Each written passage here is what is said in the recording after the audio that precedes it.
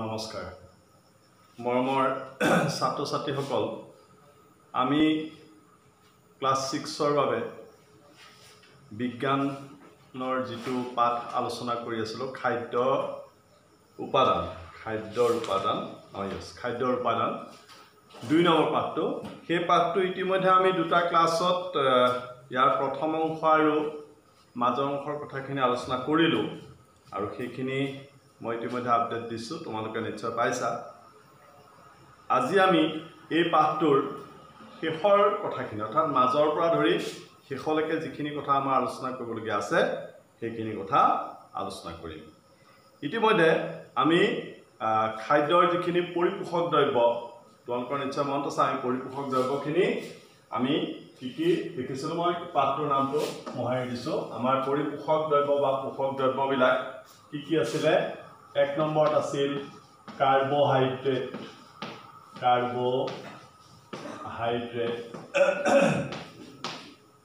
দুই নম্বৰত আছিল আমাৰ প্ৰটিন তিনি নম্বৰত স্নেহ পদাৰ্থ চাৰি নম্বৰত খনিজ লৱণ এটো মই পুৰাকে লিখি দিছো খনিজ 4 নম্বৰ হল আমাৰ খনিজ লৱণ আৰু 5 নম্বৰ হল ভিটামিন 6 নম্বৰ হল পানী এইখিনি কথা আমি আগৰ ক্লাছত আলোচনা কৰি আছিলো ইতিমধ্যে আমি কাৰ্বোহাইড্ৰেট আৰু প্ৰটিন এই দুইটা পৰিপোষক দ্ৰব্যৰ বিষয়ে বহলাই আলোচনা কৰিছো এতিয়া আমাৰ আলোচনাৰ বিষয় হ'ব কি স্নেহ পদাৰ্থ এতিয়া আমাৰ আলোচনাৰ বিষয় হ'ব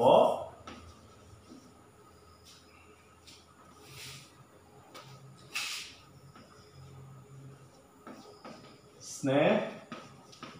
পদাৰ্থ তোমালোকে পিছত পঢ়িবলৈ পাবা যে কাৰ্বোহাইড্ৰেট আৰু স্নেহৰ গঠন প্ৰায় একেই প্ৰটিনৰ গঠনটো অলপ বেলেগ হয় কাৰ্বোহাইড্ৰেট আৰু স্নেহৰ গঠন প্ৰায় একেই আৰু কাৰ্বোহাইড্ৰেটে আমাৰ শৰীৰত যি কাম কৰে স্নেহ পদাৰ্থয়ো আমাৰ শৰীৰত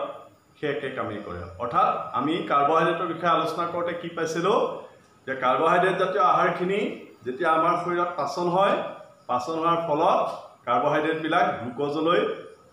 ৰূপান্তৰিত হয় আৰু সেই গ্লুকোজৰ অণুবোৰৰ পৰা আমাৰ শৰীৰে শক্তি লাভ কৰে সেই কথাটো আমি পাইছো এইকাৰণে কাৰ্বোহাইড্ৰেটক শক্তিদায়ক উপাদান বুলি কোৱা হয় একেদৰে স্নেহ পদাৰ্থৰ পৰাও আমাৰ শৰীৰে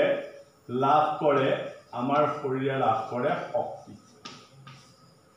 আৰু সেই কাৰণে স্নেহ পদাৰ্থকো শক্তিদায়ক উপাদান বুলি কোৱা হয় স্নেহ পদাৰ্থবিলাককো শক্তিদায়ক উপাদান বুলি কোৱা হয় কি বুলি ক'লো আমি যে কাৰ্বোহাইড্ৰেটৰ পৰা যিদৰে আমাৰ শৰীৰে শক্তি পায়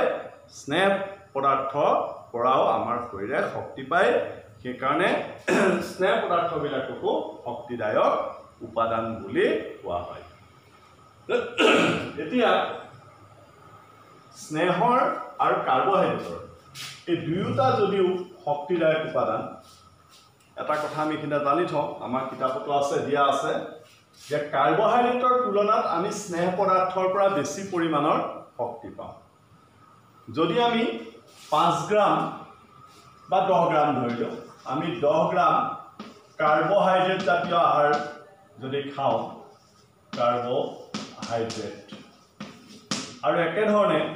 10 গ্ৰাম যদি আমি স্নেহ পদাৰ্থ থকা আহাৰ খাওঁ স্নেহ পদাৰ্থ তেতিয়াহ'লে 10 গ্ৰাম কাৰ্বোহাইড্ৰেটৰ পৰা আমাৰ শৰীৰে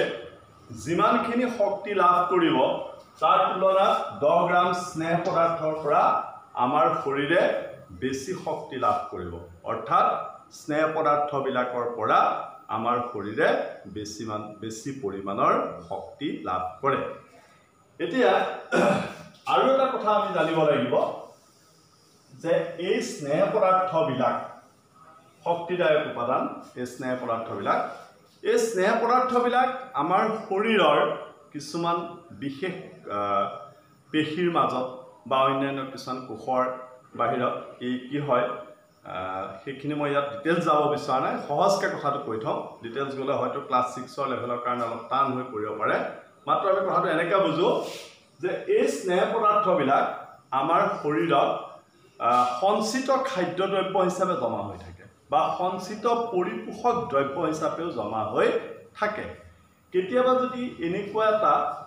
পৰিস্থিতি বা পৰিৱেশৰ সৃষ্টি হয় যিখিনি সময়ত নেকি আমি আহাৰ গ্ৰহণ কৰিব নোৱাৰোঁ বাহিৰৰ পৰা আমি ৰেগুলাৰলি যিখিনি সময়ত খাদ্য খাওঁ সেইখিনি সময়ত আমি কিবা কাৰণত খাদ্য খাব পৰা নাই তা আমাকতো শৰীৰটোকতো শক্তি লাগিব শৰীৰৰ ভিতৰত আমাৰ যিখিনি কাৰ্যকলাপ চলি আছে সেইখিনিৰ বাবেও শক্তি লাগিব আৰু আমাৰ শৰীৰটোৱে যিবিলাক কাৰ্য কৰিব আমাৰ খোজ কঢ়া বা অন্যান্য কাম চাইকেল চলোৱাই হওক খোজ কঢ়াই হওক দৌৰা বা যিকোনো কাম কৰিবলৈ আমাক শক্তি লাগিব আপোনাৰ গতিকে কথাটো এইটো ক'ব খুজিছোঁ যে নৰ্মেলি আমি কাৰ্বহাইড্ৰেটৰ পৰা শক্তি পাওঁ যদি কিবা কাৰণত আমি কাৰ্বহাইড্ৰেট জাতীয় আহাৰ গ্ৰহণ কৰিব পৰা নাই এনেকুৱা এটা পৰিৱেশৰ সৃষ্টি হৈছে তেতিয়াহ'লে আমাৰ শৰীৰত জমা হৈ থকা স্নেহ পদাৰ্থৰ পৰা শৰীৰৰ কোষবোৰে শক্তি লাভ কৰিব কথাটো ৰিপিট কৰিছোঁ যে আমি যদি সময়মতে আহাৰ গ্ৰহণ কৰিব পৰা নাই তেতিয়াহ'লে আমাৰ শৰীৰত কাৰ্বহাইড্ৰেটৰ পৰিমাণ কমি যাব শৰীৰটোৱে প্ৰয়োজনীয় শক্তি নাপাব আৰু তেতিয়া এই প্ৰয়োজনীয় শক্তিখিনি শৰীৰে ক'ৰ পৰা লাভ কৰিব যে আমি যিবিলাক স্নেহ পদাৰ্থ আহাৰ হিচাপে খাওঁ এই স্নেহ পদাৰ্থবিলাক আমাৰ শৰীৰত সঞ্চিত খাদ্য হিচাপে জমা হৈ থাকে আৰু এই স্নেহবিলাকৰ পৰা আমাৰ শৰীৰৰ কোষবোৰে শক্তি লাভ কৰিব এতিয়া স্নেহ পদাৰ্থৰ উৎসৰ বিষয়ে কিতাপত দিয়া আছে আমি পাতিম তাৰ কিতাপত নথকা কথা এটা কৈ লওঁ যে এই স্নেহ পদাৰ্থক মই মাজত লিখিছোঁ নামটো স্নেহ পদাৰ্থ যিটো বস্তু আমাৰ কিতাপত নাই মই বাহিৰৰ পৰা ক'ব বিচাৰিছোঁ যে স্নেহ পদাৰ্থবিলাকক আমি সাধাৰণতে দুটা ভাগত ভাগ কৰি দিব পাৰোঁ এটাক ক'ব তেল আৰু আনটোক ক'ব মেদ এই কথাটো তোমালোকে জানি থোৱা ভৱিষ্যতলৈ সুবিধা হ'ব তেল বুলি ক'লে যে সাধাৰণ উষ্ণতাত যিবিলাক স্নেহ পদাৰ্থ তৰল অৱস্থাত থাকে সেইবিলাকে তেল যেনে সৰিয়হৰ তেল অৰ্থাৎ আমি যিটো মিঠাতেল বুলি কওঁ বা নাৰিকলৰ তেল সেইবিলাক সৰিয়হৰ তেলতো স্নেহ পদাৰ্থ আছে নাৰিকলৰ তেলতো স্নেহ পদাৰ্থ আছে বা ঘিউ যেতিয়া গৰমত পনীয়া হৈ যায় সেইটো তেলেতীয়া অৱস্থাতে সি থাকিব তৰল অৱস্থাত থাকিব গতিকে সাধাৰণ উষ্ণতাত তৰল অৱস্থাত এতিয়া তেল বুলি ক'লে আমি কি বুজিম ইয়াত কথাটো লিখি দিছোঁ মই সাধাৰণ উষ্ণতাত কি অৱস্থাত থাকিব তৰল অৱস্থাত থাকিব তেনেকুৱা স্নেহ পদাৰ্থক আমি কি বুলি ক'ম তেল বুলি ক'ম যেনে মিঠাতেল নাৰিকলৰ তেল বা গলি যোৱা ঘিউ এইবিলাক আৰু মেদ হ'ল যে সাধাৰণ উষ্ণতাত মেদ হ'ল সাধাৰণ উষ্ণতাত ই গোটা অৱস্থাত থাকিব সাধাৰণ উষ্ণতাত গোটা অৱস্থাত থাকিব তাক আমি মেদ বুলি ক'ম দুইটাই কিন্তু স্নেহ পদাৰ্থ এটা সাধাৰণ উষ্ণতাত গোটা অৱস্থাত থকা স্নেহ পদাৰ্থটোক মেদ বুলি কয় এতিয়া মেদ তোমালোকে সকলোৱে দেখিছা হয়তো এই মুহূৰ্তত মনত পেলাব নোৱাৰিব পাৰা মই কথাটো মনত পেলাই দিছোঁ যে আমি বজাৰলৈ কেতিয়াবা গ'লে ছাগলীৰ মাংস কটা দেখা পাওঁ ছাগলীবিলাক কাটি পেলাই ওলমাই থয় বা আমাৰ ঘৰলৈও ছাগলী মাংস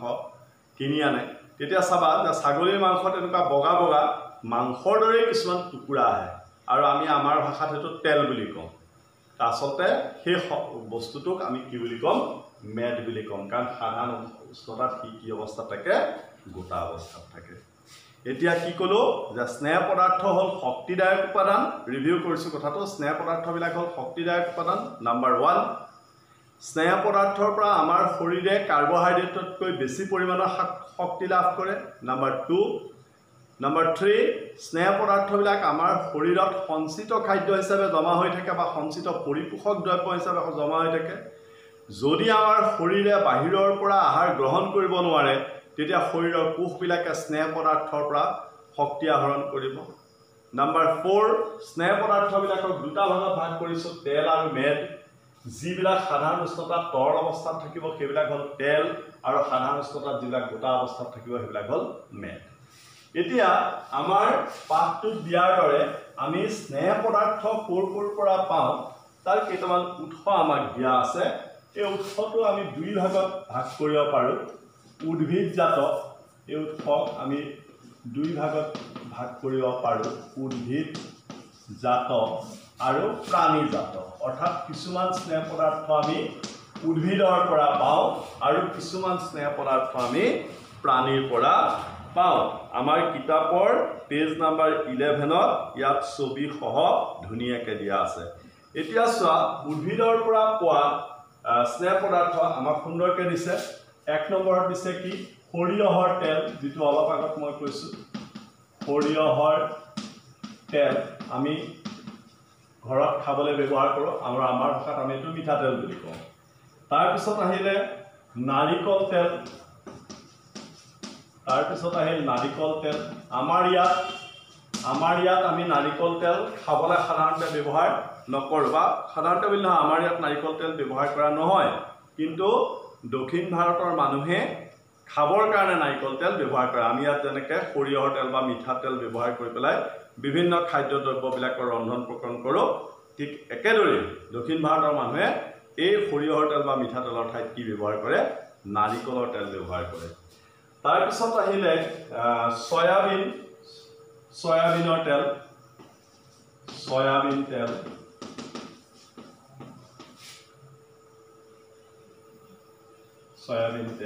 তাৰ পিছত আহিলে বাদাম এই কথাটো জানি থওঁ যে বাদামত মেক্সিমাম কি থাকে স্নেহজাতীয় পদাৰ্থটো থাকে সেইকাৰণে যদি কেঁচা বাদাম বেছিকৈ খোৱা যায় ইনডাইজেশ্যন হোৱাৰ সম্ভাৱনা থাকে নাম্বাৰ 5 তিল আমি তিলটো বিভিন্ন আমাৰ বহাগ বিহুত তিল পিঠা বনাই তেতিয়াও তিল খাওঁ তিলৰ পৰা চাটনি বনাই খায় বা বিভিন্ন ধৰণে তিল ব্যৱহাৰ কোনোবাই তৰকাৰী বনাই খায় বিভিন্ন ধৰণে তিল খোৱা হয় গতিকে এইবিলাক হ'ল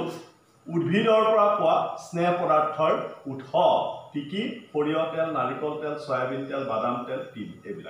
এইবিলাক খাদ্যৰ পৰা আমি স্নেহ পদাৰ্থ পাওঁ এইবিলাক হ'ল উদ্ভিদজাত আৰু প্ৰাণীৰ পৰা নাম্বাৰ 1 মাংস মই অলপ আগত কৈছিলোঁ যে ছাগলীৰ মাংস ঘৰলৈ আনিলা চাবাচোন তাত বগা টুকুৰাকৈ আহে কোমল সেইটো আমি তেল বুলিয়েই কওঁ সেইটো আচলতে মেদ সেইটো হ'ল স্নেহজাতীয় পদাৰ্থ তাৰপিছত আমাৰ গাখীৰৰ পৰা তৈয়াৰ কৰা ঘিউ হ'ল স্নেহ পদাৰ্থ থকা এবিধ খাদ্য আৰু গাখীৰতো স্নেহ পদাৰ্থ থাকে গাখীৰত স্নেহ পদাৰ্থ থাকে এইখিনিতে মই কিবা এটা কথা ক'বলগীয়া আছে অকণমান লাহেকৈ ক'ম তাৰপিছত মাখন গাখীৰৰ পৰা তৈয়াৰ কৰা মাখন ইয়াতো স্নেহ পদাৰ্থ থাকে এইবিলাক ঘিউ মাখন এইটো গাখীৰৰ পৰা অহা পদাৰ্থ এতিয়া এইবিলাক হ'ল প্ৰাণীজাত স্নেহ পদাৰ্থ উৎস এইখিনিতে মই কৈ থওঁ যে কোনোবাই হয়তো ভাবিব পাৰে আমি স্নেহ পদাৰ্থটো গাখীৰত থকা স্নেহ পদাৰ্থটো যদি কোনোবা তোমালোকে চাব খোজা তেতিয়াহ'লে চাব পাৰিবা কেনেকৈ চাব পাৰিবা মই সেই কথাটো কৈ দিওঁ যে গাখীৰত যিটো স্নেহ পদাৰ্থ থাকে গাখীৰত থকা স্নেহ পদাৰ্থ এইটো প্ৰলম্বিত অৱস্থাত থাকে তোমালোকে ক্লাছ 9 মানত এইখিনি কথা ডিটেইলছ পাবা এতিয়া গাখীৰত থকা সেই স্নেহ পদাৰ্থটো চাবৰ কাৰণে আমি কি কৰিম আমি এখন প্লেট ল'লোঁ আৰু প্লেটত আমি কেঁচা গাখীৰ লৈ ল'লোঁ কেঁচা গাখীৰ ল'লোঁ এতিয়া গাখীৰখিনি কিন্তু মানে পনীয়া হ'লে নহ'ব অলপ ডাঠ গাখীৰ হ'ব লাগিব এতিয়া এই বাতিটো বা প্লেটখন বহল হ'লে বেছি ভাল হ'ব তাৰ এই মুখখন বহল হ'ব লাগিব পৃষ্ঠকালটো বেছি হ'ব লাগিব এতিয়া আমি এই প্লেটখন বাহিৰত ৰ'দ পৰা ঠাইত ৰাখিলোঁ আৰু ৰ'দ পৰা ঠাইত যেতিয়া ৰাখিম ইয়াত ৰ'দৰ পোহৰ আমি পৰিবলৈ দিম সূৰ্যৰ পোহৰ পৰি পেলাই প্ৰায় 45 ডিগ্ৰী এংগল মানত হ'লে ধুনীয়াকৈ দেখা যায় আৰু তাৰ পোহৰ পৰিতা প্ৰতিফলিত বা আমি এইখিনিতে মানুহৰ চকু এটা আঁকি দিছোঁ দেই এইখিনিতে মানুহৰ চকু এটা আঁকি দিছোঁ অৰ্থাৎ আমি যদি এইফালৰ পৰা চাওঁ তেতিয়াহ'লে এই গাখীৰখিনি দেখা পাম যে গাখীৰখিনি ওপৰত একদম সৰু সৰু গুটি গুটি গুটি গুটি কিছুমান উপঙি থাকিব লৰচৰ কৰি থাকিব সেইবিলাকে হ'ল গাখীৰত থকা স্নেহ পদাৰ্থ যদি ভাল কোৱালিটি গাখীৰ পোৱা তেতিয়াহ'লে তেনেকৈ চাই ল'ব পাৰিবা এতিয়া আমাৰ স্নেহ পদাৰ্থৰ বিষয়ে আমি এইখিনি কথা আলোচনা কৰিলোঁ ইয়াৰ পিছত আমি স্নেহৰ পিছৰ যিটো আমাৰ পৰিপোষক দ্ৰব্য আমি সেইটোলৈ যাম এতিয়া স্নেহ পদাৰ্থৰ পিছত আমি কিতাপৰ মতে যাওঁ স্নেহ পদাৰ্থৰ পিছত আমাৰ পৰিপোষক দ্ৰব্য আমি ল'ম ভিটামিন স্নেহ পদাৰ্থৰ পিছত আমাৰ পৰিপোষক দ্ৰব্যটো হ'ল ভিটামিন এতিয়া ভিটামিন কেইবাবিধো আছে ভিটামিন মই এনেকৈ লিখি লওঁ vitamin A B C D E আৰু কে ভিটামিন কেইবাবিধো আছে এ বি চি ডি আৰু কে এই ভিটামিনবোৰক বিক্ৰিয়ক উপাদান বুলি কোৱা হয় অৰ্থাৎ তোমালোকে পিছত পঢ়িবলৈ পাবা যে আমাৰ শৰীৰটোৰ ভিতৰত যিমান মানে গোটেই ভিতৰত বুলি কওঁতে মই ইয়াৰ ভিতৰৰ কথা কোৱা নাই গোটেই আমাৰ শৰীৰটোত মানে uncountable numbers of sales crore crore কোষ আছে আৰু এই কোষবিলাকত একেৰাহে কিছুমান জৈৱ ৰাসায়নিক বিক্ৰিয়া চলি থাকে এই ভিটামিনবিলাকে আমাৰ শৰীৰৰ কোষবিলাকত চলি থকা জৈৱ ৰাসায়নিক বিক্ৰিয়াবিলাকত ভাগ লৈ আমাৰ শৰীৰত কিছুমান বিশেষ কাম কৰে ইয়াৰ উপৰিও ডি ভিটামিনটো আমাৰ হাড় আৰু দাঁতৰ গঠনৰ কাৰণে প্ৰয়োজন হয় সেইকাৰণে এই ভিটামিনবিলাকক আমি বিক্ৰিয়ক উপাদান বুলি কওঁ আৰু ভিটামিনৰ পৰিমাণটো আমাৰ শৰীৰত যদি কমি যায় তেতিয়াহ'লে কিন্তু আমাৰ শৰীৰটো এবিধ বিশেষ ডিফিচিয়েঞ্চি ক'ব এইটো কি ক'ব মানে ডিফিচিয়েঞ্চি চিণ্ড্ৰম অৰ্থাৎ পুষ্টিহীনতা ধৰণৰ ৰোগত ভুগিব পাৰে আমি পিছলৈ বোধহয় ভিটামিনৰ এইটো অভাৱজনিত ডিফিচিয়েঞ্চি মিনছ অভাৱজনিত অৰ্থাৎ অভাৱজনিত কিছুমান ৰোগত ভুগিব পাৰোঁ কথাটো আমি এতিয়া ডিটেইলছ ল'ম এইখিনিতে এটা ভাগ কৈ থওঁ নক'লে ভুল হ'ব আমি যিটো ভিটামিন বি বুলি কৈছোঁ এই ভিটামিন বিটো কেইবাটাও ভাগ আছে B1 B2 B3 B6 B12 আৰু এটা আছে B17 পিছত তোমালোকে পাবাগে সৰি B17 এই গোটেইকেইটা ভিটামিনক আমি একেলগে কওঁ vitamin B complex vitamin B complex কেতিয়াবা ঘৰলৈ কাৰোবাৰ যদি টনিকৰ বটল আনে বা ভিটামিনৰ থকা তেনেকুৱা বটল আনে তেতিয়াহ'লে তাত চাবাচোন ভিটামিন বি কমপ্লেক্স বুলি লিখা থাকে অৰ্থাৎ তাত এই ভিটামিনবিলাক থাকে কিন্তু ভিটামিন B17টো প্ৰায়বিলাক ভিটামিনৰ বটলত নাথাকে এতিয়া এই ভিটামিনবিলাকে কি বুলি ক'লো যে আমাৰ শৰীৰত বিক্ৰিয়ক উপাদান হিচাপে কাম কৰে শৰীৰৰ কোষবিলাকত চলি থকা জৈৱ ৰাসায়নিক বিক্ৰিয়াবিলাকত ইহঁতৰ বিভিন্ন প্ৰয়োজন হয় আৰু ইহঁতে আমাৰ শৰীৰৰ বিশেষ কিছুমান কাম কৰে আৰু যদি ভিটামিনৰ পৰিমাণ শৰীৰত কমি যায় তেতিয়াহ'লে সেই ভিটামিনটো আমাৰ শৰীৰত যি কাম কৰে তাৰ পৰিমাণটো কমি যাব অৰ্থাৎ আমি অভাৱজনিত ৰোগৰ চিকাৰ হ'ম এতিয়া চাম যে এই ভিটামিনবিলাক এইকেইটা আকৌ এটা কথা কৈ থ'ব লাগিব যে আমাৰ মাজত কিছুমান মানুহৰ এটা ভুল কনচেপ্ট আছে বহুত মানুহে ভাবে ভিটামিন খালে শকত হয় সেইটো কিন্তু মিছা কথা ভিটামিন খালে মানুহ শকত নহয় আৰু এটা কথা যে ভিটামিন নিজে নিজে গৈ ফাৰ্মাচীৰ পৰা কিনি আনি খাব নালাগে বা আজিকালি গাঁৱে ভূঞে বহুত ফাৰ্মাচী আছে কিন্তু এই ফাৰ্মাচীবিলাকৰ ওপৰত মোৰ সন্দেহ হয় যে তাত যিজনে ফাৰ্মাচী যিজন মানুহে ঔষধ দিয়ে সেই মানুহজনৰ মেডিকেল সায়েন্সৰ ওপৰত কিমান কনসেপ্ট আছে মোৰ কিন্তু এই ক্ষেত্ৰত বহুত সন্দেহ হয় তে যিয়ে নহওক যে দেখা পাইছোঁ মই যে আমাৰ ল'ৰা ছোৱালীবিলাকে হওক বা গাঁৱৰ ভিতৰৰ ছাইডত বহুত ডাঙৰ মানুহে হওক যে ফাৰ্মাচীলৈ যায় ফাৰ্মাচীত গৈ পেলাই তেওঁ ডাক্তৰক কোৱাৰ দৰে অসুখটোৰ বিষয়ে কয় আৰু ফাৰ্মাচীৰ ঔষধ বেপাৰীজনে মই ফাৰ্মাচিষ্ট বুলি নক'ম যে ঔষধ বেপাৰীজনে তেওঁ জধে মধে কিছুমান ঔষধ দি দিয়ে আৰু আমাৰ মানুহে খায় যিটো কাৰণেকি আমাৰ মানুহৰ ৰোগৰ পৰিমাণ কমকচাৰি বেছিহে হয় এই ভিটামিন কমিলে আমাৰ শৰীৰত যিদৰে অভাৱজনিত কিছুমান ৰোগৰ সৃষ্টি হ'ব ভিটামিন বাঢ়িলেও কিন্তু দিগদাৰ আছে যদি শৰীৰত ভিটামিনৰ পৰিমাণটো বাঢ়ি যায় এইখিনি অতি জৰুৰী কথাৰ কাৰণে মই কৈ থৈছোঁ বহুতে এই কথাখিনি জানে হয়তো বহুতে নাজানে এতিয়া তাৰ ভিতৰত এটা উদাহৰণ লৈছোঁ যে ভিটামিন যদি কমি যায় সেই অৱস্থাটোক কোৱা হয় হাইপোভিটামিনোসিস। ভিটামিন যিকোনো এটা ভিটামিন ইয়াৰ যিকোনো এটা ভিটামিন যদি শৰীৰত কমে তেতিয়াহ'লে সেই অৱস্থাটোক কোৱা হয় হাইপোভিটামিনোসিস। একেধৰণে কোনোবা এটা ভিটামিন যদি শৰীৰত বাঢ়ি যায় বা যিকোনো দুটা বা তাতকৈ বেছি পৰিমাণৰ ভিটামিন যদি শৰীৰত বাঢ়ি যায় তেতিয়াহ'লে এইটোক কোৱা হ'ব হাইপাৰভিটামিনোসিস। হাইপো মানে কম, হাইপাৰ মানে বেছি। ভিটামিনৰ পৰিমাণটো শৰীৰত কমিলে হ'ব হাইপোভিটামিনোসিস, অভাৱজনিত ৰোগ হ'ব, আৰু যদি বাঢ়ি যায় তেতিয়াহ'লে হাইপাৰভিটামিনোসিস। তেতিয়াও কিন্তু শৰীৰত ক্ষতি হ'ব, তেতিয়াও ক্ষতি হ'ব। অৰ্থাৎ ভিটামিনবিলাকক আমাক যিমান পৰিমাণৰ লাগে আমি সিমান পৰিমাণে ল'ব লাগিব। এতিয়া এটা কথা ক'ম যে এই ভিটামিনবিলাকৰ vitamin A, B, C, D, E, K এই ভিটামিনবিলাকৰ কিছুমান ভিটামিন পানীত দ্ৰৱণীয় আৰু কিছুমান ভিটামিন কিন্তু পানীত দ্ৰৱণীয় নহয়। উদাহৰণস্বৰূপে vitamin B কমপ্লেক্সটো B1, B2, B3, B6, B12, B17 এই বি কমপ্লেক্স ভিটামিনটো পানীত দ্ৰৱণীয়। মন দি কথাখিনি শুনিবাচোন যে এই বি কমপ্লেক্স ভিটামিনটো পানীত দ্ৰৱণীয়। গতিকে এজন মানুহক যিমান পৰিমাণৰ ভিটামিন বি কমপ্লেক্স লাগে যদি মানুহজনে তাতকৈ বেছি পৰিমাণৰ ভিটামিন বি কমপ্লেক্সো খাই দিয়ে তেতিয়াহ'লে তেওঁ শৰীৰটোত ক'ৰবাত অকণমান ছাইড ইফেক্ট হ'ব, নোহোৱা নহয়, কিন্তু বিশেষ সমস্যাৰ সৃষ্টি নহয়। কিয় নহয়? যিহেতু ভিটামিন বি কমপ্লেক্সটো পানীত দ্ৰৱণীয়, ই আমাৰ তেজৰ লগত গৈ পেলাই কিডনিত ফিল্টাৰেশ্যন হ'ব আৰু তাৰপিছত পেচাবৰ লগত বাহিৰ হৈ যাব। কেতিয়াবা মন কৰিবা যে ৰাতি শুবৰ সময়ত যদি আমি ভিটামিন বি কমপ্লেক্সৰ কেপচুল এটা বা ভিটামিন বি কমপ্লেক্সৰ কিবা লিকুইড ঔষধ দুচামুচ খাই পেলাই শুওঁ তেতিয়াহ'লে ৰাতিপুৱা প্ৰথম যিটো পেচাব হয় সেই পেচাবটো কিছু পৰিমাণে হালধীয়া হয়। অৰ্থাৎ আমি যিটো কেপচুল খালোঁ সেইটো ভিটামিন বি কমপ্লেক্সৰ এটা কেপচুল।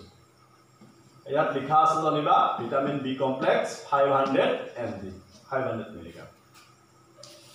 ৰাতিটোৰ ভিতৰত আমাৰ শৰীৰটোৱে কিন্তু এই কেপচুলটোত থকা গোটেইখিনি ভিটামিন কেপচাৰ কৰিব নোৱাৰে, অৰ্থাৎ শোষণ কৰি ল'ব নোৱাৰে। গতিকে তাৰ পৰা কিছুমান ভিটামিন কি হ'ব আমাৰ শৰীৰৰ পৰা বাহিৰ হৈ যাব।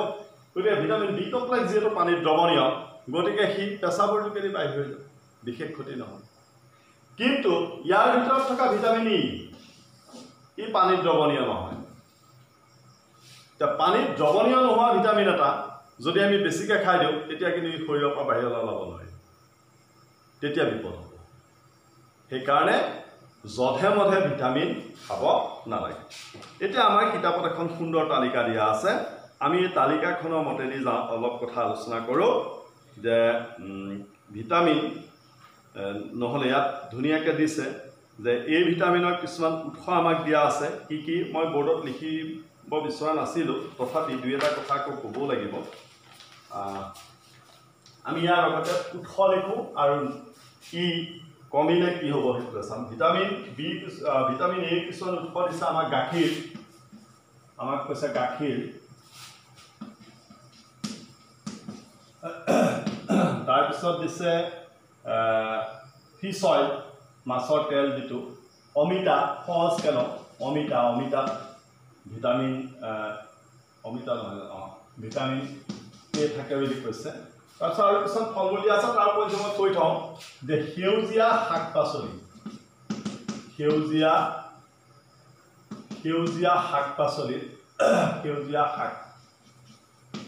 শাক পাচলিত যথেষ্ট পৰিমাণৰ ভিটামিন এ থাকে। ঠিক সেইদৰে ভিটামিন বি কিছুমান উৎস দিয়া আছে আমাক। চি যিমানবিলাক টেঙা খাদ্য আছে বা ফল মূল আছে যেনে নেমু, যিমানবিলাক টেঙা আছে, টেঙা বুলি কোৱাৰ লগে জানিবা তাত ভিটামিন চি আছে। টেঙা হোৱাৰ লগে লগে তাত কি থাকিব? ভিটামিন চি থাকিব। সেইদৰে ভিটামিন ডিৰ কিছুমান উৎস আমাক দিয়া আছে। গাখীৰত ভিটামিন ডি থাকে, কণীত থাকে, মাছত থাকে,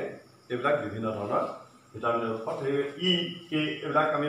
কে ভিটামিনটো আমি বন্ধাকবিত পাওঁ। ভিটামিন ই মাছৰ তেলত ভিটামিন ই থাকে। এতিয়া এই ভিটামিনবিলাক আমাৰ শৰীৰত যদি কমি যায় সেইটোহে দৰকাৰী কথা, যে ভিটামিন যদি আমাৰ শৰীৰত কমি যায় তেতিয়াহ'লে মই কৈছোঁ অলপ আগত যে আমাৰ শৰীৰটো কিছুমান অভাৱজনিত ৰোগৰ চিকাৰ হয়। এতিয়া অভাৱজনিত ৰোগবিলাক কি কি? আমাৰ কিতাপৰ 15 নম্বৰ পেজত এখন সুন্দৰ তালিকা দিয়া আছে। আমাৰ কি কি হ'ব পাৰে? ভিটামিন এ কমি গ'লে দৃষ্টিশক্তি কমি যাব, অৰ্থাৎ চকুৰ যি দৃষ্টিশক্তি সি কমি যাব। আৰু ভিটামিন এৰ পৰিমাণটো যদি বেছি কমি যায় আমি ভিটামিন এৰ কথা কৈছোঁ যদি ভিটামিন এৰ পৰিমাণটো শৰীৰত বেছি কমি যায় তেতিয়াহ'লে মানুহ পুৰি কলা অৰ্থাৎ সন্ধিয়াৰ পিছত আৰু মানুহে দেখা নাপায় চকুৰ দৃষ্টিশক্তি যথেষ্ট কমি যাব সেইকাৰণে আমি আমাৰ পৰিৱেশত ভিটামিন এৰ যিবিলাক উৎস আছে সেইবিলাক খাদ্য আমি গ্ৰহণ কৰিব লাগে ভিটামিন বি আমাক তালিকাত দিছে যে ইয়াৰ পৰা বেৰি হ'ব পাৰে আৰু এইটো হ'লে কি হয় যে মাংসপেশী দুৰ্বল হ'ব শক্তিৰ পৰিমাণটো কমি যাব আমাৰ শক্তি বুলি কওঁতে এইখিনিতে মই এইটো ক'ম যে শক্তি মিনছ এনাৰ্জি আমাৰ কাম কৰাৰ যিটো strength ability to do work এই ষ্ট্ৰেংথটো কমি যাব শৰীৰৰ সতেজতা সেইটো ভাল শব্দ শৰীৰৰ যিটো সতেজতা গুণ সেই বস্তুটো কমি যাব ভিটামিন বিৰ পৰিমাণটো শৰীৰত কমিলে গাটো অৱসবহ লাগিব দুৰ্বল লাগিব ইয়াৰ এই ভিটামিন বিয়ে আমাৰ শৰীৰত কেইবাটাও কাম কৰে কিন্তু ক্লাছ 6ৰ বাবে আমি ইমান ডিটেইলছ যাব খোজা নাই সেইখিনি আমাক প্ৰয়োজন মাত্ৰ জানি থওঁ যে ভিটামিন বি কমি গ'লে আমাৰ কি হ'ব যে শৰীৰটো অৱসবহ হ'ব ভাগৰ লাগিব আমাৰ কাম কৰাৰ যিটো ষ্ট্ৰেংথ সবলতা সেইটো নাইকিয়া হ'ব ভিটামিন সিটো কমি গ'লে আমাৰ শৰীৰত কিছুমান ঘাঁ ফুহা হ'ব পাৰে আৰু দাঁতৰ আলুৰ পৰা তেজ ওলাব বা কিছু শৰীৰত ঘাঁ ফুহা হ'লে সেইবোৰ শুকাবলৈ বহুত সময় লাগিব সেইকাৰণে ভিটামিন সিটো খাব লাগে নেমু এতিয়াতো গৰম দিন নেমু এভেইলেবল নেমুত যথেষ্ট পৰিমাণে ভিটামিন সি থাকে আৰু যিমানবিলাক টেঙা ফল আছে সবতে ভিটামিন সি থাকিব ভিটামিন ডি একেবাৰে অলপ আগত মই কৈছিলোঁ যে আমি সি বিষয়ে ক'লোঁ যে ভিটামিন ডিটো অলপ আগত কৈছোঁ যে দাঁত আৰু হাড়ৰ গঠনৰ বাবে ভিটামিন ডিৰ প্ৰয়োজন গতিকে যদি ভিটামিন ডিৰ শৰীৰত পৰিমাণটো কমি যায় তেতিয়াহ'লে দাঁত আৰু হাড়ৰ গঠন দুৰ্বল হ'ব আৰু হাড়ৰ গঠন দুৰ্বল হৈ হাড়বিলাক বেকা হ'ব এইটো ৰিকেট হোৱা বুলি কোৱা হয় সেইকাৰণে আমাৰ উৎসত ভিটামিন ডিৰ যিবিলাক চ'ৰ্চ আছে খাদ্য বস্তু এইখিনি আমি খোৱা প্ৰয়োজন এইখিনি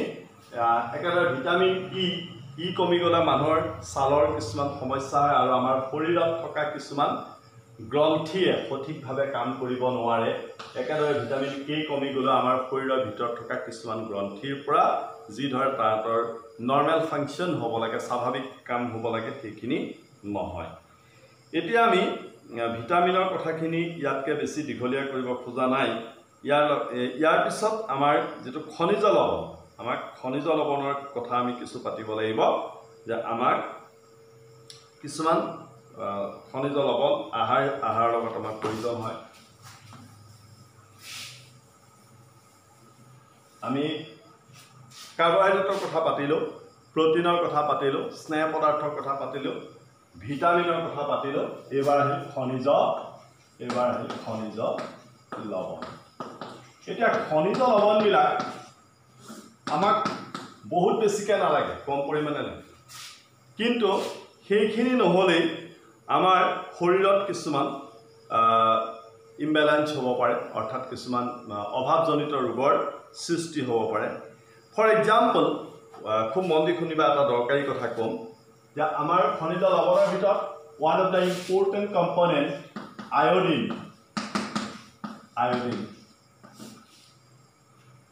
আয়ডিনটো কিয় লাগে আমাক আজিকালি তোমালোকে লক্ষ্য কৰিবা যে বজাৰৰ পৰা যেতিয়া আমি নিমখৰ পেকেটবিলাক কিনি আনো এই নিমখৰ পেকেটবিলাকত আয়ডাইজড বুলি লিখা থাকে আয়ডাইজ সল্ট মানে তাত অলৰেডি অলপ আয়ডিন মিহলোৱা থাকে কাৰণ আমাৰ নৰ্থ ইষ্টৰ এই পৰিৱেশত আয়ডিন কম্পনেণ্টটো থকা তেনেকুৱা আহাৰৰ উৎস কিছু কম সেইকাৰণে আমি যিহেতু নিমখ প্ৰতিদিনে ব্যৱহাৰ কৰোঁৱেই দালি তৰকাৰী ভাজি যিয়ে নহওক এইবিলাকত গতিকে সেই নিমখত ইতিমধ্যে আয়ডিন মিলাই থোৱা থাকে যাতে আমাৰ শৰীৰটোৱে আয়ডিনৰ অভাৱত ভুগিবলগীয়া নহয় এটা আয়ডিনৰ অভাৱ হ'লে কি হয় সৰু ল'ৰা ছোৱালীৰ ক্ষেত্ৰত এই আটাইতকৈ ভয়ানক কথা যে আমাৰ শৰীৰটোৰ ইয়াৰ আগৰ ক্লাছটোত মই কৈছিলোঁ যে আমাৰ জন্মৰ পিছৰ পৰা আমাৰ শৰীৰটোৰ বৃদ্ধি আৰু বিকাশ হৈ গৈ থাকে এতিয়া বৃদ্ধি আৰু বিকাশ হৈ গৈ থাকোঁতে কি হয় যে আমাৰ ইয়াতে থাইৰয়ড গ্ৰন্থি বুলি গ্ৰন্থি আছে আৰু সেই থাইৰয়ড গ্ৰন্থিয়ে অকণমান যদিও তোমালোকৰ কিতাপত নাই বস্তুটো বুজি লোৱাত একো আপত্তি থাকিব নোৱাৰে আমাৰ থাইৰয়েড উচ্চই হ'ব নেকি থাইৰয়েড গ্ৰন্থি এই থাইৰয়েড গ্ৰন্থিয়ে থাইৰক্সিন এই থাইৰয়েড গ্ৰন্থিয়ে থাইৰক্সিন নামৰ এবিধ ৰাসায়নিক দ্ৰব্য ক্ষৰণ কৰে পিছলৈ তোমালোকে পাবা এইটো হৰমন বুলি কোৱা হয় এটা আমাৰ ইয়াতে আছে থাইৰয়েড গ্ৰন্থি এটা থাইৰয়েড গ্ৰন্থিয়ে যে থাইৰক্সিন ক্ষৰণ কৰে এই থাইৰক্সিনটো মানে গ্ৰোথ এজত অৰ্থাৎ জন্মৰ পিছৰ পৰা ধৰি পেলাই প্ৰায় 12 বছৰমান বয়সলৈকে আমাৰ শৰীৰত প্ৰপাৰলি থাইৰক্সিন সিক্ৰেশ্যন হ'ব লাগিব যদি এই থাইৰক্সিন সিক্ৰেশ্যনটো প্ৰপাৰলি নহয় যিমানখিনি থাইৰয়েড গ্ৰন্থিয়ে যিমান থাইৰক্সিন দিব লাগে যদি দিব নোৱাৰে তেতিয়াহ'লে আমাৰ মগজুৰ যি ধৰণে বিকাশ হ'ব লাগে সেই বিকাশত বাধাপ্ৰাপ্ত হ'ব শৰীৰটো ডাঙৰ দীঘল হৈ যাব কিন্তু মগজুটোৰ বিকাশ কমি যাব তাৰ মূল কাৰণটো হ'ল যে আয়োডিন ডিফিচিয়েঞ্চি অৰ্থাৎ শৰীৰত যদি আয়োডিনৰ পৰিমাণটো কমি যায় আয়োডিনৰ পৰিমাণ কমি গ'লে থাইৰয়েড গ্ৰন্থিয়ে যিমান থাইৰক্সিন সিক্ৰেশ্যন কৰিব লাগে সিমান সিক্ৰেশ্যন কৰিব নোৱাৰিব ফলস্বৰূপে ব্ৰেইনৰ ডেভেলপমেণ্টত বাধা আহিব সেইকাৰণে ইয়াত আমাক আয়োডিনৰ উৎস কিছুমানৰ ছবি সহ ধুনীয়াকৈ দিয়া আছে দেন ফছফৰাছ গাখীৰত আছে কলত আছে তাৰপিছত লোৰ কিছুমান উৎস দিছে আইৰণটো আমাক সেইবিলাক আইৰণ বুলি কওঁতে এইবিলাক খনিজ লৱণত পৰে যে আইৰণটো আমাক অতি কম পৰিমাণে লাগে কিন্তু আমাক যিমানখিনি আইৰণ লাগে যদি সেইখিনি আইৰণৰ পৰিমাণে আমি নাপাওঁ তেতিয়াহ'লে আমাৰ শৰীৰত কি হ'ব জানানে যে তেজৰ যিমান উৎপাদন হ'ব লাগে সেই উৎপাদনটো কমি যাব কথাটো এনেকৈ কৈছোঁ যে আমাৰ শৰীৰত যি তেজ আছে এই তেজত মূলতে 3বিধ কণা থাকে কেইবাবিধো থাকে আৰু মই ইমান ডিটেইলছ যাব খোজা নাই তাৰে প্ৰথম বিধক কোৱা হয় লোহিত ৰক্ত কণা বা কণিকা তাৰ পিছৰ বিধক কোৱা হয় শ্বেত ৰক্ত কণা নাই কণিকা হ'ব দিয়া কোনো কণা শ্বেত ৰক্ত কণা কণিকা লিখিলে বেছি এপ্ৰপ্ৰিয়েট হ'ব লোহিত ৰক্ত কণিকা শ্বেত ৰক্ত কণিকা আৰু অনুচক্ৰিকা এইকেইটা তেজৰ মুখ্য উপাদান ইয়াৰ ভিতৰত আমি এইবিলাক অন্য একো নাচাম লোহিত ৰক্ত কণিকা আমাৰ তেজত থকা লোহিত ৰক্ত কণিকাৰ কাম হ'ল যে আমি যে উশাহ লৈ আছোঁ উশাহ নিশাহ লৈ থাকোঁতে আমি বায়ুৰ পৰা কি লওঁ অক্সিজেন গেছ আমি বায়ুৰ পৰা অক্সিজেন গেছ লওঁ আমাৰ যিটো হাওঁফাওঁ আমি নাকেৰে উশাহ লৈছোঁ নাকেৰে উশাহটো বায়ু সোমাই যোৱাৰ পিছত আমাৰ বুকুৰ দুয়োফালে দুটা হাওঁফাওঁ আছে এই হাওঁফাওঁৰ ভিতৰত কিছুমান বায়ুকোষ আছে আমি যেতিয়া উশাহ লওঁ তেতিয়াহ'লে বায়ু আমাৰ এই হাওঁফাওঁ দুটাৰ ভিতৰত সোমোৱাৰ পিছত এই বায়ুকোষবিলাকত থকা যিবিলাক তেজৰ নলিকা সেই তেজৰ নলিকাত থকা তেজে আমাৰ অক্সিজেনটো বায়ুৰ পৰা শোষণ কৰে আৰু সেই অক্সিজেন নি পেলাই আমাৰ শৰীৰৰ প্ৰতিটো কোষত দি দিয়ে এই অক্সিজেন কঢ়িয়াই নিয়া কামটোৰ মুখ্য দায়িত্ব কোনে লয় লোহিত ৰক্ত কণিকাই আৰু লোহিত ৰক্ত কণিকা আমাৰ শৰীৰত সৃষ্টি হ'বৰ কাৰণে আমাক কি লাগিব আইৰণ কি এটা খনিজ মানে খনিজ দ্ৰব্য আইৰণৰ পৰিমাণ কমি গ'লে লোহিত ৰক্ত কণিকাৰ পৰিমাণ কমি যাব আৰু লোহিত ৰক্ত কণিকাৰ পৰিমাণ কমি যোৱাৰ লগে লগে শৰীৰত তেজৰ পৰিমাণ কমিব শৰীৰটো অৱশ হৈ দুৰ্বল হৈ মানুহে কাম কৰাৰ ক্ষমতা হেৰুৱাই পেলাব গতিকে আইৰণ থকা খাদ্য বস্তুবিলাক আমি খাব লাগে এইখিনিতে এটা কথা শিকাই থওঁ যে যিবিলাক বস্তুৱে কটাৰীৰে কাটিলে কটাৰীখন ক'লা হৈ যায় সেইবিলাকত আইৰণ থাকে কল পচলা কলডিল মধুৰিআম আইৰণ থাকে লগতে যথেষ্ট পৰিমাণে কেলছিয়াম থাকে আমাৰ আমলখিটো খাবই লাগে আমলখিত যথেষ্ট পৰিমাণে ভিটামিন চি থাকিব কেলছিয়াম থাকিব আইৰণ থাকিব সেইকাৰণে আমলখি ছিজনত আমলখি খাব লাগে ঠিক সেইদৰে গাখীৰ আৰু ডিমৰ পৰা আমি খনিজ লৱণবিলাক পাওঁ আৰু এই খনিজ দ্ৰব্যবিলাকে আমাৰ শৰীৰত বিভিন্ন ধৰণৰ কাৰ্যকাৰী যেনে কেলছিয়াম এই কথাটো আকৌ নক'লে নহ'ব যে আমাৰ আন এবিধ অতি জৰুৰী দ্ৰব্য হ'ল কেলছিয়াম এতিয়া কেলছিয়ামৰ মুখ্য কাম হ'ল আমাৰ শৰীৰত যে কেলছিয়ামে আমাৰ হাড় গঠনত ভাগ লয় হাড়ৰ দাঁত এতিয়া হাড়ৰ গঠনত আমাক কেলছিয়াম লাগিব এতিয়া কেলছিয়ামৰ পৰিমাণ যদি কমি গ'ল তেতিয়াও কিন্তু কি হ'ব যে মানুহৰ হাড়বিলাক দুৰ্বল হৈ পৰিব এতিয়া আমি পানীৰ কথাটো শেষ যেটো আমাৰ পৰিপোষক দ্ৰব্যৰ শেষ কথাটোলৈ আহোঁ সেইটোৱে হ'ল কি মানে শেষ উপাদান কথা নহয় উপাদান পানী এটা পানী বুলি কওঁতে যে আমাৰ শৰীৰটোৰ এটো জানিবলগীয়া কথা যে আমাৰ শৰীৰটোৰ 70% বুলি আমি ধৰিব পাৰোঁ 70% মানে পানীৰে গঠিত আচলতে পিছত তোমালোকে পাবা যে আমাৰ শৰীৰটো কোটি কোটি কোটি কোষেৰে গঠিত আৰু এই কোষবিলাক গঠন হ'বৰ কাৰণে আমাক পানী লাগে গতিকে আমাৰ শৰীৰটো অধিকাংশই পানীৰে গঠিত 2 নম্বৰ আমি খোৱা খাদ্যবস্তুবিলাক আমাৰ পাচন তন্ত্ৰৰ ভিতৰত পানীত দ্ৰৱীভূত হয় 3 নম্বৰ তেজৰ এটা বৃহৎ অংশ পানীৰ দ্বাৰা গঠিত গতিকে আমাৰ শৰীৰটোত বিভিন্ন কামত পানীৰ প্ৰয়োজন হয় আৰু পানীৰ পৰিমাণ কমি গ'লে আমাৰ শৰীৰত কিন্তু বিভিন্ন ধৰণৰ ৰোগে বাহ ল'ব পাৰে বা লয় এতিয়া আমি অতি দৰকাৰী এটা তথ্যলৈ আহিম আৰু সেইটোৱে আমি আজি আমাৰ আলোচনাৰ শেষ কথা হ'ব সেইটো হ'ব আমি সুষম আহাৰ সুষম আহাৰ জানিবলগীয়া ইয়াত অতি জৰুৰী কথা এটা আছে যেটোক আমি বেলেন্স ডায়েট বুলি কওঁ এই কথাটো আমি খুব ভালকৈ জানিব লাগিব এতিয়া সুষম আহাৰ কি এতিয়া অলপ আগত বা ইয়াৰ আগৰ ক্লাছবিলাকত আমি আলোচনা কৰিছিলোঁ আমাৰ খাদ্যৰ 6টা উপাদানৰ কথা carbohydrate number 1 number 2 protein number 3 স্নেহ পদাৰ্থ number 4 ভিটামিন number 5 খনিজ লৱণ and number 6 পানী পানী বুলি কওঁতেনে মই অকণমান পানী খাই লওঁ মোৰ যথেষ্ট পিয়াহ লাগিছে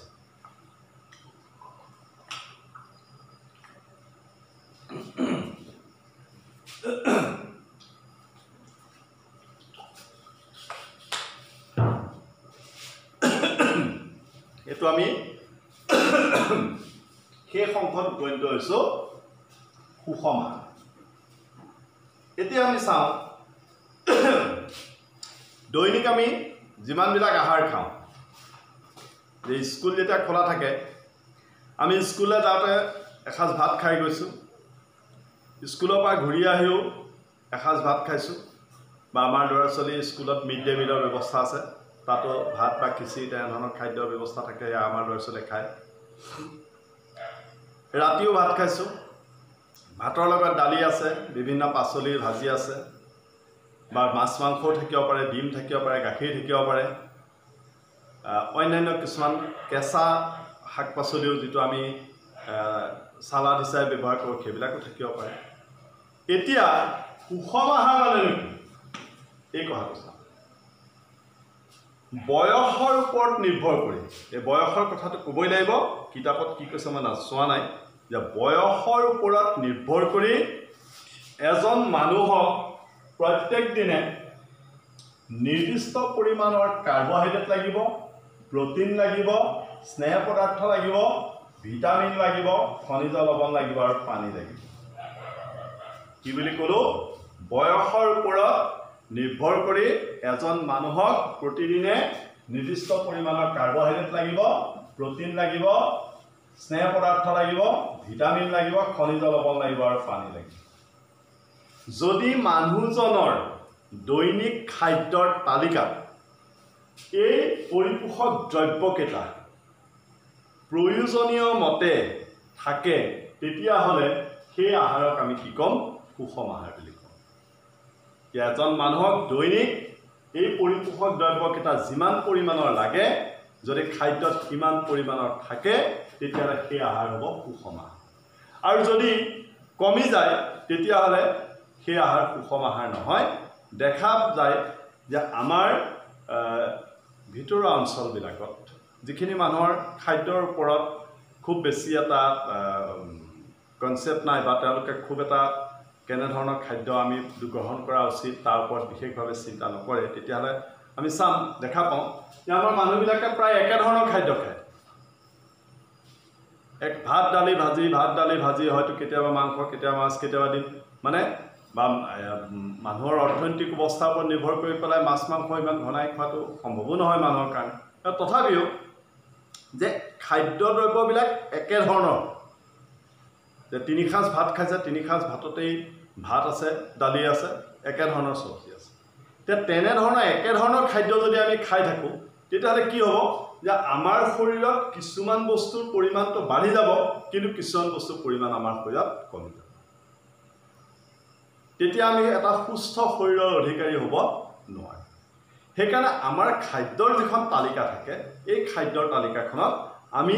খাদ্য বস্তুবিলাকৰ পৰিৱৰ্তন ঘটাই থাকিব লাগে। আমি